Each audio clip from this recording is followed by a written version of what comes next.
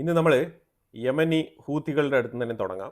അപ്പോൾ യമനി ഹൂത്തികൾക്ക് സംഭവിച്ച നഷ്ടം എന്ന് പറഞ്ഞാൽ ശരിക്കും ഒരു വൻ നഷ്ടമാണ്. ഇതിൽ ശരിക്കും മൊസാദ് ഈ ഒരു ഓപ്പറേഷൻ മുൻകൂട്ടി തന്നെ പ്ലാൻ ചെയ്തതാണ്. പക്ഷേ ഈ ഗാസ വിഷയം കുറച്ചുകൂടെ ആളിക്കത്തിയത് കൊണ്ട് തന്നെയാണ് ഇത്തരത്തിലാണ് ഇങ്ങനെ ഒരു മാസീവായിട്ടുള്ള അറ്റാക്ക് എന്ന് പറഞ്ഞാൽ ഇത് ജസ്റ്റ് വെറുതെ പറഞ്ഞാൽ പോരാ. അതായത് പ്രൈം മിനിസ്റ്ററോടൊപ്പം മീറ്റിങ്ങിൽ പങ്കെടുത്തുകൊണ്ടിരുന്ന എൻറ്റയർ ക്യാബിനറ്റ് അംഗങ്ങളും തന്നെയാണ് കൊല്ലപ്പെട്ടിരിക്കുന്നത്. ആ രീതിയിൽ വളരെ ഇമ്പോർട്ടൻ്റ് ആയിട്ടുള്ള വളരെ ക്രൂഷ്യൽ ആയിട്ടുള്ള സംഭവമാണ് സംഭവിച്ചിരിക്കുന്നത്.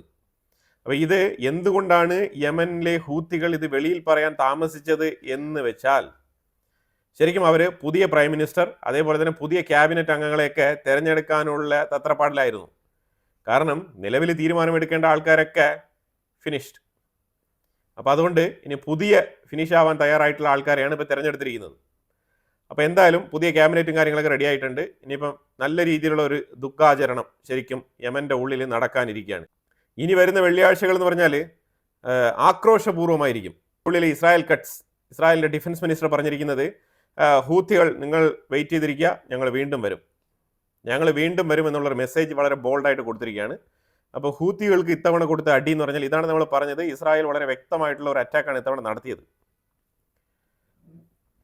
അപ്പോൾ അത് ഒരു സൈഡിൽ അങ്ങനെ നിൽക്കേ നേരെ ഉക്രൈനിലേക്ക് വരിക. ഉക്രൈനിലെ സെലൻസ്കി പറഞ്ഞിരിക്കുകയാണ്, എനിക്ക് ഇന്ത്യ വിസിറ്റ് ചെയ്യണം എന്നാണ് പറഞ്ഞിരിക്കുന്നത്. ഇപ്പോൾ ഇന്ത്യ വിസിറ്റ് ചെയ്യുന്നത് എന്തിനാണ്? അതായത് അമേരിക്ക തികഞ്ഞ പരാജയമാണെന്ന് സെലൻസ്കിക്ക് ബോധ്യപ്പെട്ടിരിക്കുകയാണ്. അത് ബോധ്യപ്പെടാൻ ഇത്രയും താമസിക്കേണ്ട ആവശ്യമൊന്നുമില്ല, അത് പണ്ടേ ബോധ്യപ്പെട്ട കാര്യമാണ്. അമേരിക്ക ഇടപെട്ടിട്ട് ഈ റഷ്യ ഉക്രൈനുമായിട്ട് ബന്ധപ്പെട്ട വിഷയത്തിൽ ഒരു തീരുമാനം ഇതുവരെ ഉണ്ടാക്കാൻ പറ്റിയിട്ടില്ല. അതുപോലെ തന്നെ IMF ആണെങ്കിൽ ഇപ്പോൾ പറഞ്ഞുകൊണ്ടിരിക്കുന്നത് ഫ്രാൻസും UK-യും വളരെ പെട്ടെന്ന് തന്നെ ബെയിൽ ഔട്ട് ആകാൻ പോകുന്ന 2 രാജ്യങ്ങളാണെന്നാണ് IMFൻ്റെ റിപ്പോർട്ട്. പിന്നെ ജർമ്മനിയെക്കുറിച്ച് പറയണ്ടല്ലോ, ജർമ്മനിയിൽ ഏതാണ്ട് 30 ലക്ഷം ജോബ് ലോസ് ആണ് സംഭവിച്ചിരിക്കുന്നത്. 30 ലക്ഷം. അതായത് ഈ 3 രാജ്യങ്ങളെയും IMF ഹിറ്റ് ലിസ്റ്റിൽ വെച്ചിട്ടുണ്ട്. അതായത് ഏറ്റവും പെട്ടെന്ന് തന്നെ സാമ്പത്തിക പ്രതിസന്ധി നേരിടാൻ പോകുന്ന 3 രാജ്യങ്ങളായിട്ട് IMF പ്രഖ്യാപിച്ചിരിക്കുകയാണ്. UK-യിലെ കീർ സ്റ്റാർമർ കോടതിയിൽ നിന്ന് വിധി സമ്പാദിച്ചിരിക്കുകയാണ്. വിധി എന്ന് പറഞ്ഞാൽ ഈ ഒരു ഹോട്ടലുണ്ടല്ലോ, ഈ അഭയാർത്ഥികൾ താമസിക്കുന്ന ഹോട്ടൽ, അപ്പോൾ ആ ഹോട്ടലുമായിട്ട് ബന്ധപ്പെട്ട് അക്കോമഡേഷൻ ഗവൺമെൻറ് കണ്ടിന്യൂ ചെയ്ത് കൊണ്ടുപോവാം എന്നുള്ളൊരു വിധിയാണ് കോടതിയിൽ നിന്നും സമ്പാദിച്ചിരിക്കുന്നത്. അതിനെതിരെ വീണ്ടും UK-യിൽ പ്രൊട്ടസ്റ്റ് ഇരമ്പുന്നുണ്ട്. അതായത് ഈ ലോക്കൽസ് ആയിട്ടുള്ള ഇംഗ്ലീഷുകാർ, അവർ വെള്ളക്കാരെല്ലാം കൂടി ഇപ്പം ഇത് പാടില്ല, കോടതിക്കെതിരെ തന്നെ പല രീതിയിലുള്ള ഹോർഡിങ്സ് ഒക്കെ എടുത്തുകൊണ്ടുള്ള പ്രകടനങ്ങളും പ്രതിഷേധങ്ങളുമാണ് ഇപ്പം നടക്കുന്നത്. UK പറഞ്ഞല്ലേ, ഈ റെഫ്യൂജികളെ ആരൊക്കെ അക്സെപ്റ്റ് ചെയ്തിട്ടുണ്ടോ അവരൊക്കെ തന്നെ തൊലഞ്ഞുകൊണ്ടിരിക്കുകയാണ്. പ്രത്യേകിച്ച് മിഡിൽ ഈസ്റ്റിൽ നിന്നുള്ള റെഫ്യൂജികളെ അഭയാർത്ഥികളായിട്ട് സ്വീകരിച്ച രാജ്യങ്ങളൊക്കെ തന്നെ വല്ലാത്ത പ്രതിസന്ധിയിലൂടെ കടന്നു പോകുന്നതായിട്ടാണ് മനസ്സിലാക്കാൻ പറ്റുന്നത്. ഇപ്പം നമ്മൾ നേരെ കോടതിയുമായിട്ട് ബന്ധപ്പെട്ട വിഷയത്തിലേക്ക് വരാം. ഈ കോടതിയുമായിട്ട് ബന്ധപ്പെട്ട വിഷയം കുറച്ചുകൂടെ ഡീറ്റെയിൽ ആയിട്ട് പുറത്തു വന്നിരിക്കുകയാണ്. 1977 ഉള്ള ആക്ട് പ്രകാരം, എക്കണോമിക് ക്രൈസിസ് ആക്ട്, ആ ആക്ട് പ്രകാരമാണ് ട്രംപിൻ്റെ ഇപ്പോഴത്തെ ആ ഒരു എക്സിക്യൂട്ടീവ് ഓർഡറുകളെല്ലാം തന്നെ പാസ്സാക്കിയിരിക്കുന്നത്. പക്ഷേ ഇത് നിയമവിരുദ്ധമാണെന്നാണ് പറഞ്ഞിരിക്കുന്നത്. അങ്ങനത്തെ രീതിയിലുള്ള ഒരു എക്കണോമിക് ക്രൈസിസ് ഇവിടെ ഇപ്പോൾ റിപ്പോർട്ട് ചെയ്യപ്പെട്ടിട്ടില്ല എന്നാണ് കോടതിയുടെ കണ്ടെത്തൽ.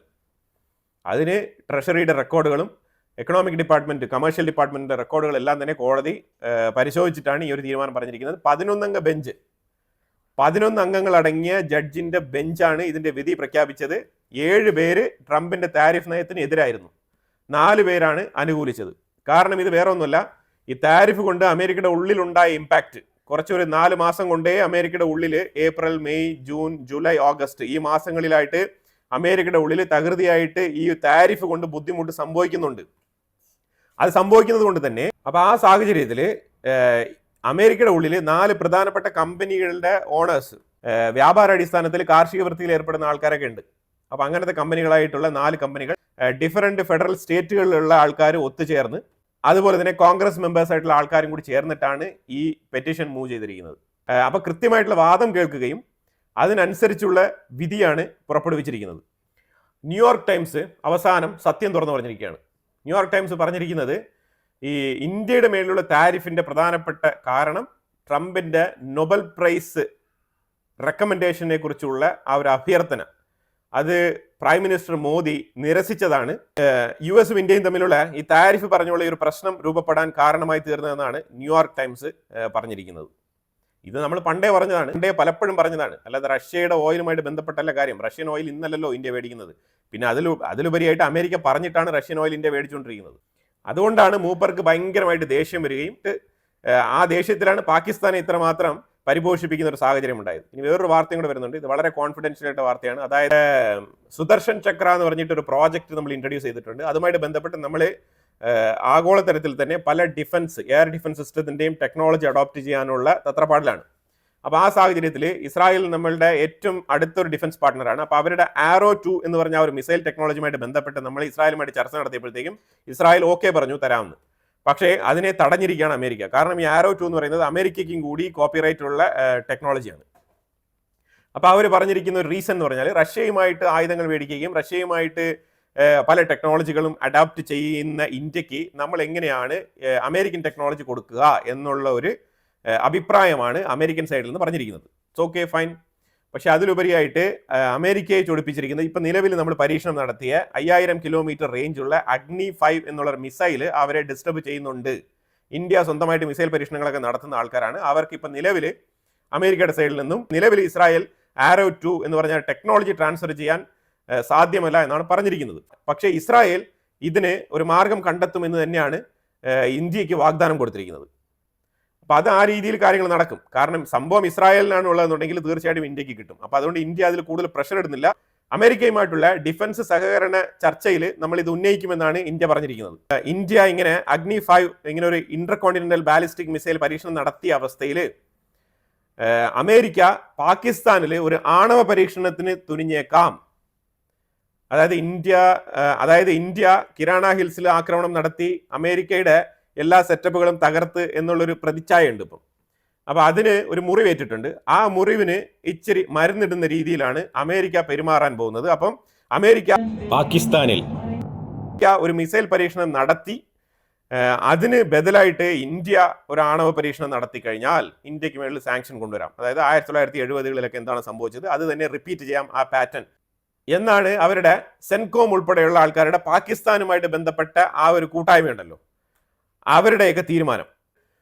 ഇത് എത്രമാത്രം ട്രംപ് അഡ്മിനിസ്ട്രേഷൻ അഡോപ്റ്റ് ചെയ്യും, ഈ സെൻകോമിന്റെയും പാകിസ്ഥാന്റെയും ഈ കുരുട്ട് ബുദ്ധി എത്രമാത്രം ട്രംപ് അഡ്മിനിസ്ട്രേഷൻ അഡോപ്റ്റ് ചെയ്യും എന്നുള്ളതിലിരിക്കുന്നു കാര്യങ്ങൾ.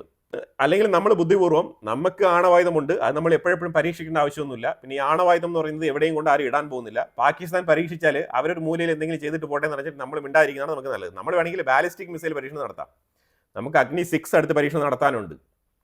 അപ്പം നമ്മൾ ആ രീതിയിലുള്ള കാര്യങ്ങളുമായിട്ട് മുന്നോട്ട് പോകുന്നതായിരിക്കും നല്ലത്. SCO സബ്മിറ്റ് വളരെ അട്രാക്റ്റീവ് ആയിട്ടുള്ള രീതിയിലാണ് നടക്കുന്നത്. പക്ഷേ ഇതിനകത്ത് ഒരു വിഷയം കൂടി നമുക്ക് പറഞ്ഞു വെക്കേണ്ടതുണ്ട്. ഇപ്പം ഈ രാജ്യങ്ങളെല്ലാം കൂടി ചേർന്നിട്ട് ഇപ്പോൾ SCO സബ്മിറ്റിൽ ഉള്ള രാജ്യങ്ങളിൽ ഏറ്റവും കുറവെന്ന് പറഞ്ഞാൽ പാകിസ്ഥാന് മാത്രമാണ് 19% താരിഫ്. ബാക്കിയുള്ള രാജ്യങ്ങൾക്കെല്ലാം തന്നെ നല്ല രീതിയിൽ ഇപ്പോൾ ശ്രീലങ്കയ്ക്ക് 20, അതുപോലെ തന്നെ മറ്റു പല രാജ്യങ്ങൾക്കും 30, 40, 50 ആ റേഞ്ചിൽ തന്നെയാണ് താരിഫ് ഉള്ളത്. അപ്പോൾ അതുകൊണ്ട് ഈ രാജ്യങ്ങളെല്ലാം കൂടി ചേർന്ന് ഇന്റേണൽ ട്രാൻസാക്ഷൻ മെത്തേഡ്, അതായത് ഇപ്പോൾ ഒരു ബ്രിക്സ് പേ എന്ന് പറഞ്ഞിട്ടുള്ളൊരു പേയ്മെന്റ് ചാനൽ അനൗൺസ് ചെയ്തിട്ടുണ്ട്. കറൻസി അല്ല, ഇതൊരു പേയ്മെന്റ് ചാനൽ. ഈ പേയ്മെന്റ് ചാനൽ സ്വിഫ്റ്റുമായിട്ട് കണക്റ്റഡ് അല്ല. അപ്പോൾ മെജോറിറ്റി ബ്രിക്സ് രാജ്യങ്ങളുമായിട്ട് ഡീൽ ചെയ്യുന്ന രാജ്യങ്ങളെല്ലാം ഈ ബ്രിക്സ് പേയിലേക്ക് ക്ഷണിക്കുകയാണ്. ഇപ്പൊ ബ്രിക്സ് കൺട്രീസിന്റെ പ്രധാന ലക്ഷ്യം. ബ്രിക്സ് രാജ്യങ്ങൾ തമ്മിലുള്ള ഇന്റർനാഷണൽ ട്രാൻസാക്ഷൻസിന് ബ്രിക്സ് പേ ആയിരിക്കും ഇനി ഉപയോഗിക്കാൻ പോകുന്നത്. ഇതും ഒരു തീരുമാനമായിട്ട് എടുത്തിട്ടുണ്ട്. വളരെ താല്പര്യത്തോടു കൂടി ഈ മറ്റുള്ള രാജ്യങ്ങൾ, കസഖസ്ഥാൻ, കിർഗിസ്ഥാൻ, ഇതേപോലത്തെ രാജ്യങ്ങളുണ്ടല്ലോ, ഈ രാജ്യങ്ങളെല്ലാം തന്നെ ഇപ്പൊ ബ്രിക്സ് കൂട്ടായ്മയിലേക്ക് തന്നെ ഈ ഒരു ബ്രിക്സ് പേയുമായിട്ട് ബന്ധപ്പെട്ട് താല്പര്യം പ്രകടിപ്പിച്ചിട്ടുണ്ട് എന്നുള്ള വാർത്തയും കൂടി വരുന്നുണ്ട്.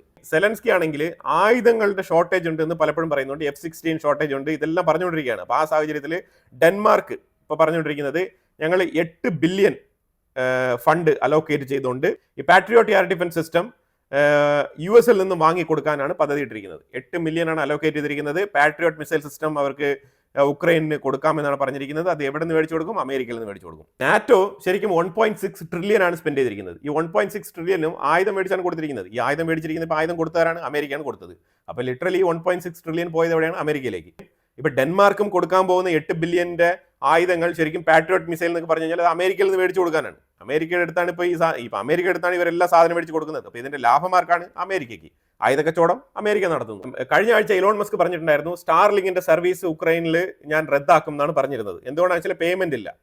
അപ്പോൾ ആ പേയ്മെന്റ് ഇപ്പം അമേരിക്ക കൊടുക്കാമെന്ന് പറഞ്ഞിട്ടുണ്ട്. അതുകൊണ്ട് 329 മില്യൺ അതിന് വേണ്ടിയിട്ട് പേയ്മെന്റ് അലോക്കേറ്റ് ചെയ്തിട്ടുണ്ട്. സ്റ്റാർലിങ്കിന്റെ പേയ്മെന്റ് അമേരിക്ക കൊടുക്കാം, ഉക്രൈനിലെ സ്റ്റാർലിങ്ക് കണക്ഷൻ ക്യാൻസൽ ചെയ്യേണ്ട എന്നാണ് അമേരിക്ക പറഞ്ഞിരിക്കുന്നത്. കാരണം ഈ സെക്യൂരിറ്റി ഗ്യാരണ്ടി കൊടുക്കാന്നൊക്കെ പറഞ്ഞിട്ടുണ്ടായിരുന്നല്ലോ. അപ്പോൾ അതിന്റെയൊക്കെ ബേസിസിലാണ് ഇപ്പോൾ ഈ തീരുമാനങ്ങളൊക്കെ നടക്കുന്നത്. ഇതിലുപരിയായിട്ട് ഒരു 825 മില്യൺ ബില്യൺ അല്ല മില്യൺ, ഒരു 825 മില്യൺ കൂടി ഉക്രൈന് സ്പെഷ്യലായിട്ട് അലോക്കേറ്റ് ചെയ്ത് കൊടുത്തു. സ്പെഷ്യൽ അലോക്കേഷനിൽ ആ ഒരു ഫണ്ട് ഉക്രൈന് കൊടുക്കാമെന്ന് പറഞ്ഞിട്ടുണ്ട്. ഇപ്പൊ യൂറോപ്യൻ യൂണിയനകത്ത് നമ്മൾ നോക്കിക്കഴിഞ്ഞാൽ അവിടെ പലർക്കും വീറ്റോ ഉണ്ട്. ഈ വീറ്റോ പവർ ഉള്ളത് കൊണ്ട് ഹംഗറി ആയിക്കോട്ടെ പല രാജ്യങ്ങളും ഉക്രൈനുമായിട്ട് ബന്ധപ്പെട്ട പല തീരുമാനങ്ങൾ എടുക്കുമ്പോഴത്തേക്കും വീറ്റോ ചെയ്യുന്നുണ്ട്. അപ്പോൾ ഈ വീറ്റോ ചെയ്യുന്നത് കൊണ്ട് തന്നെ ഇവർക്ക് ഒരു തീരുമാനം എടുത്ത് മുന്നോട്ട് എഫക്റ്റീവായിട്ട് കൊണ്ടുവരാൻ കഴിയുന്നില്ല. അപ്പോൾ അതുകൊണ്ട് ഇപ്പോൾ വീറ്റോ പവർ റദ്ദാക്കിയിട്ട് ഒരു കോമൺ വോട്ടിംഗ് മെത്തേഡ് കൊണ്ടുവരാം എന്നാണ് ഇപ്പോൾ തീരുമാനിച്ചിരിക്കുന്നത്. അപ്പോൾ എല്ലാ വിഷയത്തിലും ഇനി കോമൺ വോട്ടിംഗ്. അപ്പോൾ അങ്ങനെയാണെങ്കിൽ ഒരുപാട് ടൈം എടുക്കും. അപ്പോൾ ആർക്കും തന്നെ വീറ്റോ ചെയ്യാൻ പറ്റത്തില്ല എന്നുള്ളൊരു സാഹചര്യത്തിലേക്ക് യൂറോപ്യൻ യൂണിയൻ നീങ്ങുകയാണ്. കാരണം വേറെ ഒന്നുമില്ല, ഈ റഷ്യ ഉക്രൈനുമായിട്ട് ബന്ധപ്പെട്ട വിഷയത്തിൽ ഉക്രൈന് വേണ്ട തീരുമാനങ്ങളൊന്നും ശരിക്കും എടുക്കാൻ പറ്റുന്നില്ല എന്നുള്ളൊരു പ്രതിസന്ധി നിലനിൽക്കുന്ന സാഹചര്യത്തിലാണ് അവരെ ഇങ്ങനെ ഒരു തീരുമാനം എടുക്കാൻ പ്രേരിപ്പിച്ചിരിക്കുന്നത്. അപ്പോൾ എന്തായാലും കുറേ സമഗ്രമായ വിഷയങ്ങളാണ് നമ്മൾ ഈ വീഡിയോയിൽ ഉൾപ്പെടുത്തിയത്. അപ്പോൾ ഇതിനെക്കുറിച്ചുള്ള അഭിപ്രായങ്ങൾ കമന്റ് ബോക്സിൽ രേഖപ്പെടുത്തുക. കൂടുതൽ വാർത്തകളുമായിട്ട് അടുത്ത വീഡിയോയിൽ വരാം. Thank you so much.